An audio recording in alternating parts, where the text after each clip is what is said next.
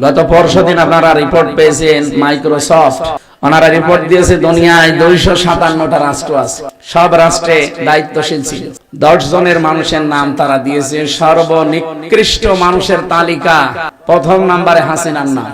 ওনারে আমার মনে হয় শেখ বলা ঠিক না, কারণ শেখ মানে সম্মানিত। ওনারে যদি শেখ কেউ বলতে চান তাহলে আবু জেহেল কেউ হযরত আবু জেহেল বলা লাগবে। এই কারণে ওনার আমি শেখ বলি, এমনি হাসিনা বলেন, কারণ ওনার হাতে যত রক্ত লেগে আছে কিয়ামতে জবাব দিতে দিতে জীবন শেষ হয়ে যাবে। একটা মার্ডার মামলা করলে মানুষের জীবন শেষ হয়ে যায়। ওনার নামে 275টা মার্ডার মামলা, সব তো তাও এখনো করেনি। 2732 জন মানুষ মারা গেছে শুধু 24-এর এই 5 আগস্টের আগে। আর 28 অক্টোবর 2006 থেকে শুরু করে যদি হিসাব করা যায়, আপনি যে কত মানুষকে দুনিয়া থেকে বিদায় করেছে ঠান্ডা মাথায় গরম মাথায়, কারণ ওনার যার উপরে রাগ তার জীবন শেষ। এটাই শুকরিয়া আল্লাহর কাছে যে বিশাল একটা পাথর আমাদের বুকের উপর থেকে আল্লাহ নামিয়ে দিলেন।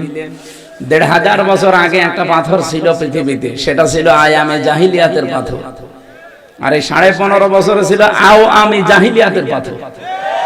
শব্দ দুইটা প্রায় কাছাকাছি, আয়ামে আর আওয়ামী, কাজও প্রায় একই।